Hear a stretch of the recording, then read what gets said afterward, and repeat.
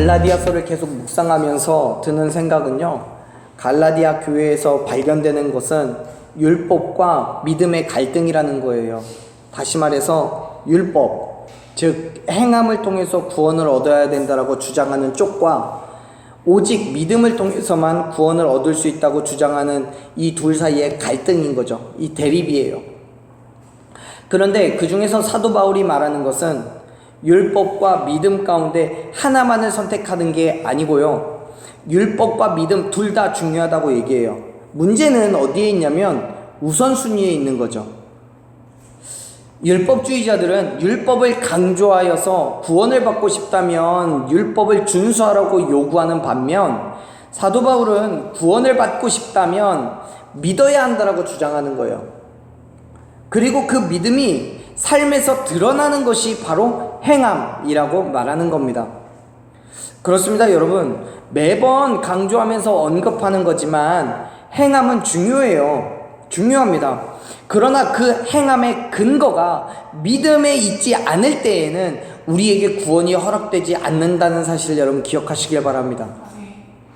분명히 사도 바울은 행함의 중요성에 대해서도 언급한 적이 있어요. 한 번도 행함에 대해서 이야기 안 한 것은 아닙니다. 분명히 얘기했어요. 로마서 2장 13절의 말씀을 보면 바울이 이렇게 얘기해요. 한번 말씀을 찾아보죠. 로마서 2장 13절 말씀. 자, 갈라디아서를 갈라놓으시고 로마서 말씀을 찾아볼게요. 로마서 2장 13절. 자, 찾으셨으면 우리 같이 한 목소리로 2장 13절 말씀을 같이 읽겠습니다. 하나님 앞에서는 율법을 듣는 자가 의인이 아니요 오직 율법을 행하는 자라야 의롭다 하심을 얻으리니. 아멘. 바울이 이렇게 얘기하는 거죠. 율법을 듣는 사람이 의인이 아니고 오직 이 율법을 행하는 사람이야말로 의로운 자라고 일컬음 받을 수 있다라고 말하는 거예요. 결국 율법을 행해야 의롭다라고 인정을 받는다는 거예요. 그런데 여러분, 이 말씀, 즉 로마서 2장 13절의 말씀의 처음을 무엇으로, 어떤 단어로 시작하고 있습니까? 말씀 한번 보세요. 13절 말씀에 가장 먼저 시작하는 단어가 뭐예요? 하나님 앞에서예요. 하나님 앞에서요. 뭐라요? 율법을 듣는 자가 어디에서 들어요? 하나님 앞에서 들어요. 사도 바울이 말씀하고 있는 것처럼 율법을 행해야 의롭다라고 여기는 것은 하나님 앞에서 들은 율법을 해야 된다는 거예요. 행해야 된다는 거예요. 그 말은 다시 말해서 하나님께 대한 확실한 믿음을 가지고 그 말씀을 들었다면 그 들은 말씀을 삶에서 행해야 된다는 거예요. 자, 우선순위는 뭐예요? 행함이 먼저 우선이 되어 있는 게 아니라 하나님 앞에 있어야 된다는 게 우선된다는 거예요. 사랑하는 여러분, 율법은 반드시 지켜야 합니다. 아멘? 그러나 그 율법은 하나님 앞에 있어야 할 때 우선되어야 함을 믿으시길 바랍니다. 하나님 앞에 있는 것이 우선되어야 되는 거예요. 물론 믿음이 있기 전에는 율법이 필요했어요. 왜냐하면 하나님의 법인 율법을 통해서 인간이 죄가 무엇인지를 알게 하고 또 그 죄를 정죄하고 책망하여서 교정해야 됐기 때문에 그래요. 결국 유대인들은 율법의 지배를 받고 있었던 거예요. 그래서 성경은 뭐라고 말합니까? 우리가 같이 읽었던 갈라디아서 말씀 다시 한번 돌아가서 갈라디아서 3장 23절 말씀 같이 읽겠습니다. 믿음이 오기 전에 우리는 율법 아래에 매인 바 되고 계시될 믿음의 때까지 갇혔느니라. 아멘. 당시의 유대인들은 성경이 표현하고 있는 것과 같이 율법에 갇혀 있었어요. 율법을 통해서 자신의 삶을 점검했고 율법에 의해서 감시를 받았고 율법에 의해서 그들의 삶이 평가되었다는 거예요. 모두 다 율법을 통해서만 이루어진 거예요. 성경은 이러한 상황을 뭐라고 표현한다고요? 갇혀 있다라고 표현한다는 거예요. 그런데 그러한 상황이 완벽하게 해결되는 때가 있었던 거예요. 그때가 언제예요? 믿음이 왔을 때. 믿음이 왔을 때 그 갇혀있던 율법에서부터 자유함을 얻는 거예요. 여기에서 말하는 이 믿음이 뭐냐면 예수 그리스도의 죽으심과 부활하심을 믿는 그 믿음을 말하는 거예요. 즉 바울은 이렇게 말하는 거예요. 정리해서 얘기하자면 너희가 율법을 통해서 하나님과의 관계가 희미해지고 끊어지는 것이 죄라는 것을 알았고, 어떻게 했을 때 그렇게 된다는 것도 알았어. 그렇기 때문에 하나님과의 관계를 유지하기 위해서 계속해서 율법 속에 갇혀 있었었잖아. 그런데 이제 그렇게 하지 않아도 돼. 왜냐하면 예수 그리스도께서 십자가에서 죽으시고 부활하심으로 말미암아 그 모든 문제를 해결해 버리셨기 때문인 거야. 믿으시길 바랍니다. 그렇습니다. 사랑하는 여러분, 예수님께서 이 땅에 오시기 전인 구약시대에는, 즉 예수 그리스도의 죽으심과 부활하심에 대한 믿음을 가질 수 없었던 그때에는 율법이 좋은 역할을 했던 건 분명한 사실이에요. 하나님과의 관계를 회복시키고, 또 하나님이 뭘 원하시는지를 알게 하고 하나님의 백성된 삶을 살아갈 수 있도록 도와주었던 것이 율법의 역할이었어요. 그런데 그 자체가 인류를 죄와 사망으로부터 구원할 수는 없었다는 거예요. 여러분, 이미 여러 번 말씀드렸지만 율법은 죄를 깨닫게 하고 그 죄에 대한 책임을 지게 하는 것에 목적이 있어요. 그래서 바울은 로마서 3장 20절에서 뭐라고 얘기해요? 율법의 행위로 그 앞에 의롭다 하심을 얻을 육체가 없나니. 율법으로는 그냥 단순하게 죄를 깨닫게 할 뿐이라고 말씀하고 있는 거예요. 율법은 말 그대로 법이에요. 그런데 문제는 율법의 어디를 찾아봐도 구원을 얻기 위한 방법이 기록되어 있지 않다는 거예요.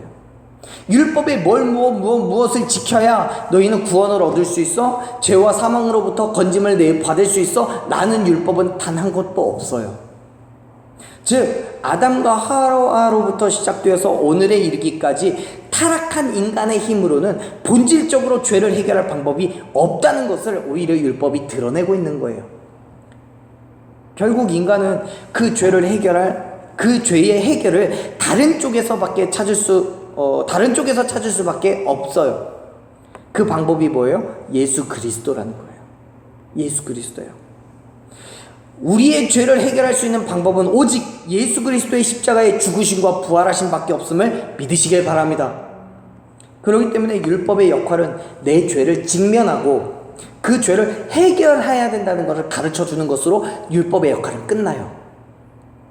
그래서 바울은요, 율법에 대해서 뭐라고 표현해요? 24절 말씀을 보면요, 우리 한번 같이 24절 말씀 같이 읽어볼까요? 이같이 율법이 우리를 그리스도께로 인도하는 초등 교사가 되어 우리로 하여금 믿음으로 말미암아 의롭다함을 얻게 하려 함이라. 아멘. 율법의 역할은 뭐예요? 초등 교사예요.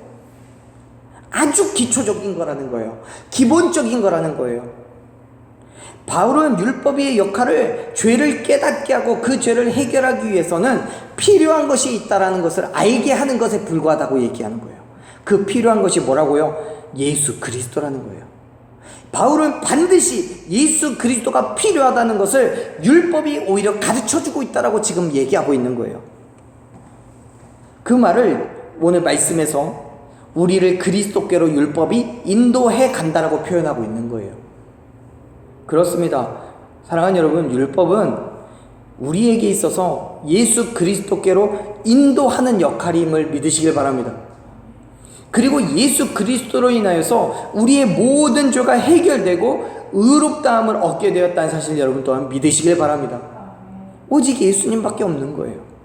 그렇게 하나님께서는 율법을 통하여서 인간이 죄인이라는 사실을 깨닫게 하고 예수 그리스도의 십자가의 죽으심과 부활하심을 통해서 죄인된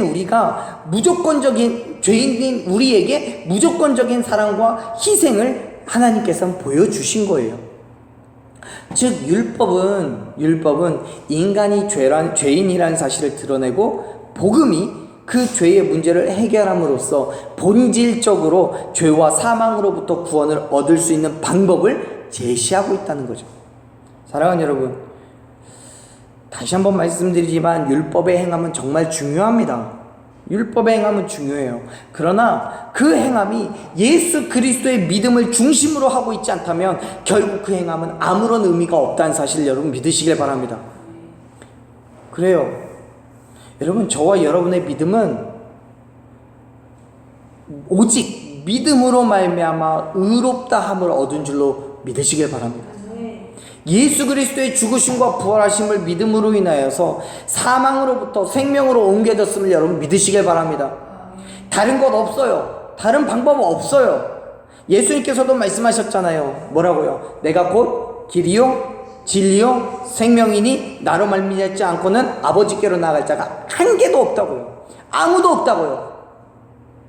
그런데 이상하게도요, 우리에게는 그런 생각이 있어요. 교회에서 여러 가지 헌신하고 봉사를 통해서 구원을 얻을 수 있다고 생각해요. 많은 물질을 드리고 교회를 건축함으로 구원을 얻을 수 있다고 생각해요. 성경을 많이 알고 기도의 시간을 많이 갖는다고 해서 구원을 얻었다고 믿어요. 율법적인 행함, 그 행함이 구원의 척도라고 말해요. 그런데 아니라고요. 구원은 오직 예수 그리스도께 있음을 믿으시길 바랍니다. 율법은요 그냥 초등교사예요. 내가 죄인이라는 사실을 알게 할 뿐인 거예요. 그 죄를 해결할 수 있는 방법은 없어요. 예수 그리스도께서 십자가에서 물과 피를 다 쏟으시며 저와 여러분의 죄값을 치르신 이후에 모든 사람들은 예수 그리스도를 믿는 그 믿음으로 말미암아 의롭다 하심을 얻게 되었음을 믿으시길 바랍니다. 그래서 23절에서 이야기하고 있는 것처럼 믿음의 계시들 믿음의 때까지 갇혀 있다고 말하는 거예요. 계시들 믿음의 때가 이르는 그 순간에 그 갇혀 있던 율법 속에서 빠져나오게 되는 거예요. 그때가 언제예요? 예수 그리스도의 죽으심과 부활하심을 믿었을 때요. 예수님의 복음을 듣고 믿었을 때, 그때야 비로소 우리는 율법적인 행함으로부터 자유함을 얻게 되었다는 사실을 믿으시길 바랍니다. 율법은 초등교사예요. 내가 죄인이라는 사실을 알게 할 것뿐이에요. 25절을 보면 바울은 이렇게 얘기를 해요. 25절 말씀 같이 읽어볼게요. 믿음이 온 후로는 우리가 초등교사 아래에 있지 아니하도다. 아멘. 믿음이 온 후, 즉 저와 여러분이 예수 그리스도의 죽으심과 부활하심을 믿은 후로는 더 이상 초등교사 아래에 있지 않음을 믿으시길 바랍니다.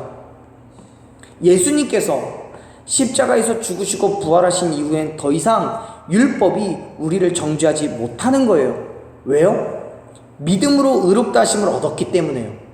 내가 예수 그리스도의 복음으로 인해서 의롭다함을 입었기 때문에 이미 우리는 의로운 자예요. 그렇기 때문에 율법이 우리를 정죄할 수가 없다는 거예요.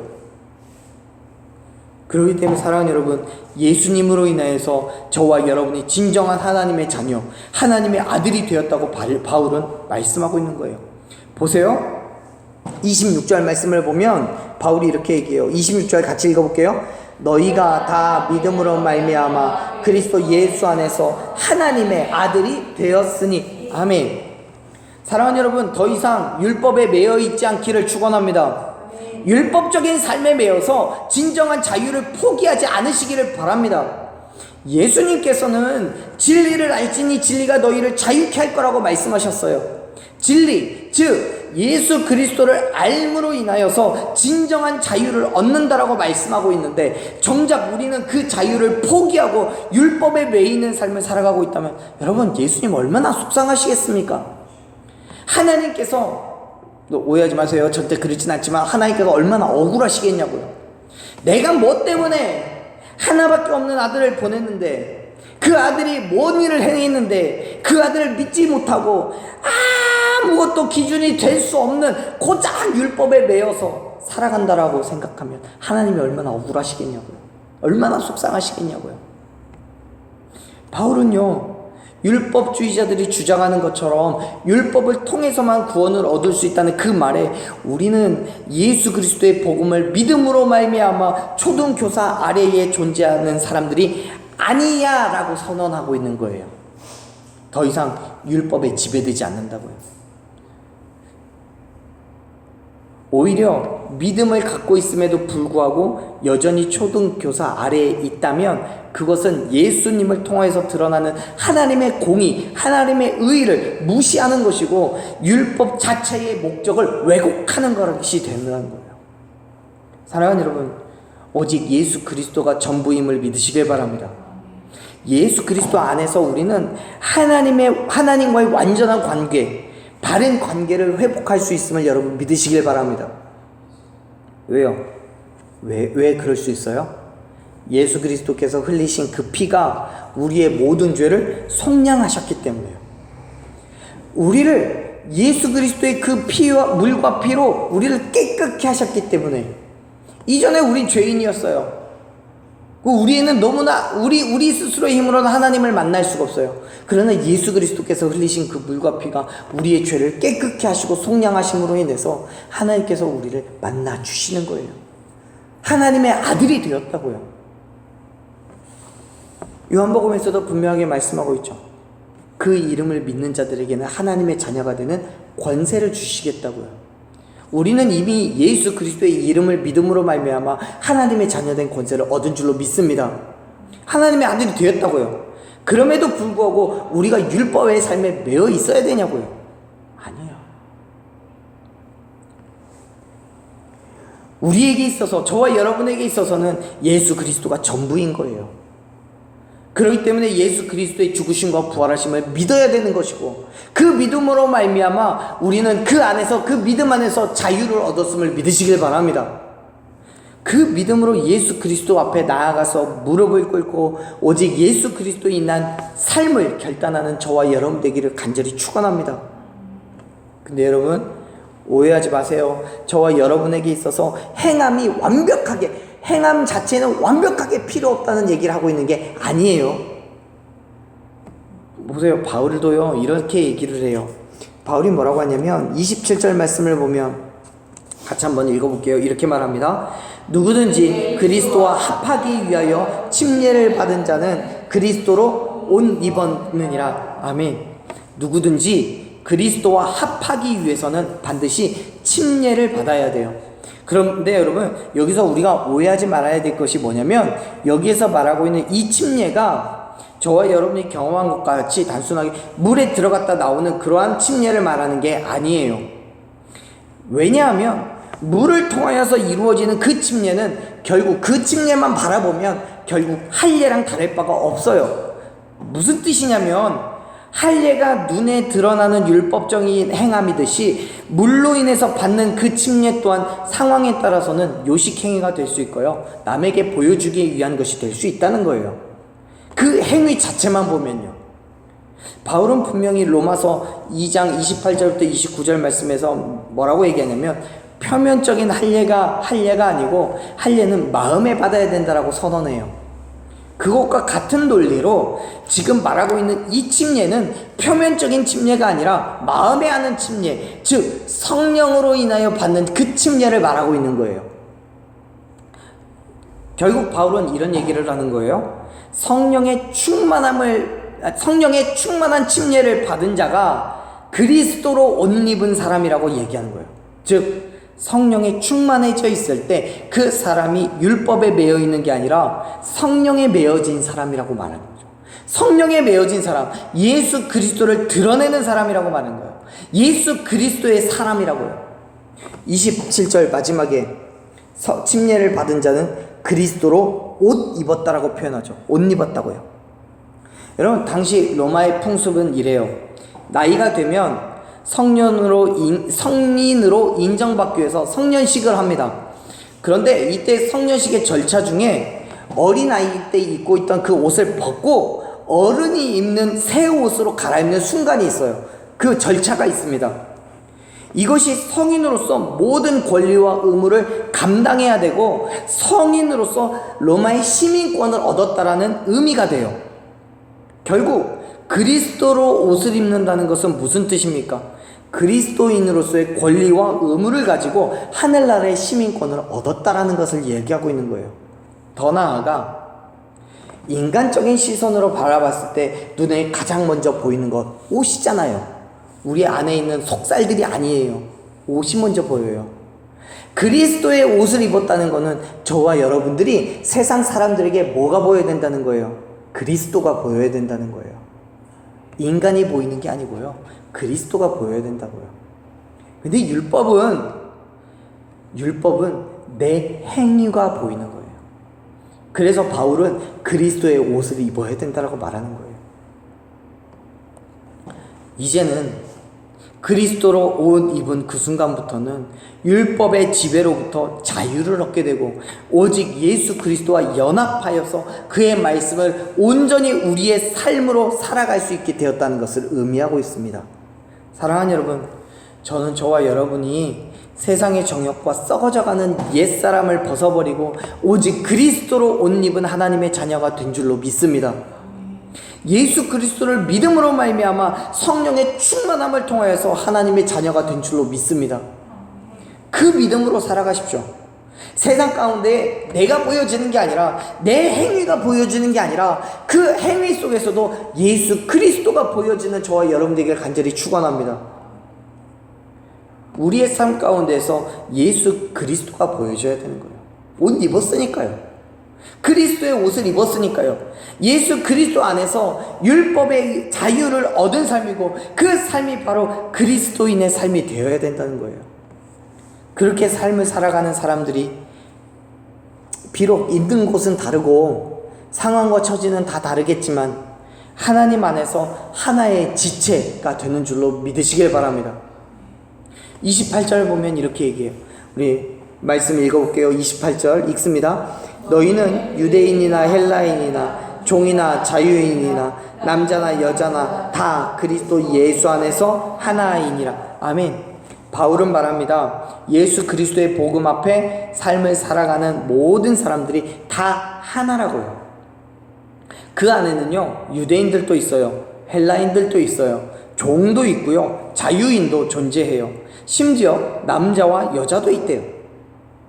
바울은 지금 무슨 말을 하는 거냐면 혈통이나 신분이나 성별에는 상관없이 누구라도 예수 그리스도 안에서는 평등한 하나의 지체가 된다는 것을 말하고 있는 거예요. 그런데 여러분, 사실 율법에서는 그렇지 않아요. 율법은요, 유대인과 이방인을 가르고요, 할례자와 비할례자를 나누어요. 종과 주인을 갈라요. 그리고 남자와 여자도 갈라요. 해야 할 역할이 다르고요, 삶의 방법이 달라요. 만일 율법적인 행함으로 구원을 얻을 수 있다면 그러한 구분이 필요하겠죠. 심지어 유대인들 안에서도요, 지파별로 맡겨진 사명이 달랐기 때문에 율법적으로 해야 할 일에, 내가 해야 할 일에 집중해야 되는 거예요. 그런데 바울은 예수 그리스도께서 그 모든 율법을 폐하셨기 때문에 그리스도 안에서는 서로가 연합하여서 하나의 몸을 이루는 지체가 되었음을 선언하는 거예요. 그리고 그게 중요하다고요. 그게요.